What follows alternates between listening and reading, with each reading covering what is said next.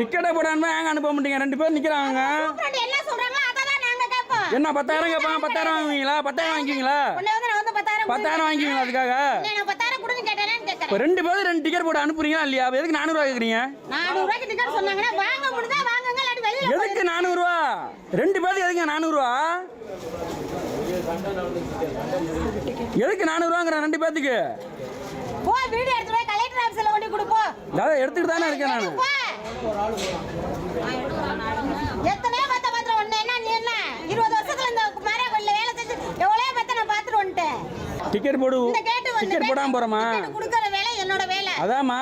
அவங்க எத்தனை கொடுக்க டிக்கெட் போடாம எத்தனை 10 கொடுத்தா 10 கொடுத்துறீங்களா? 10,000 ரூபாய்க்கு சொன்னா கொடுப்பேன். 10,000க்கு அப்படி கொடுப்பாங்க 10 டிக்கெட். சரி. வா. நீங்க யாருங்க? குழந்தை இருக்கு. இந்த கொஞ்சம் பக்கா.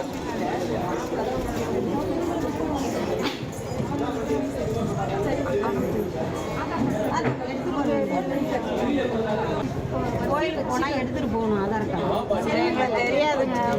60 வயசுக்கு மேல இருந்தா ஆதார் கார்டு செல்லுல எடுத்து வச்சுக்கணும். அப்படியா? எத்தனை பேர்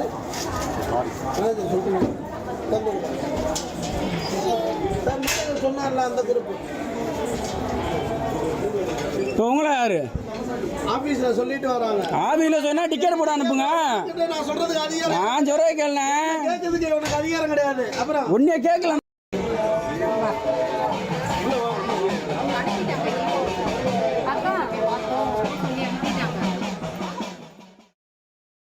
திருச்சி சமயபுரம் மாரியம்மன் கோவில் வடக்கு வாசலில் டிக்கெட்டுகளை கையில் வைத்துக்கொண்டு பெண் ஊழியர் ஒருவர் 400 ரூபாய் கொடுத்தால்தான் அனுமதிக்க முடியும் என கராராக பேசிய வீடியோவை நாம் தற்போது பார்த்தோம்.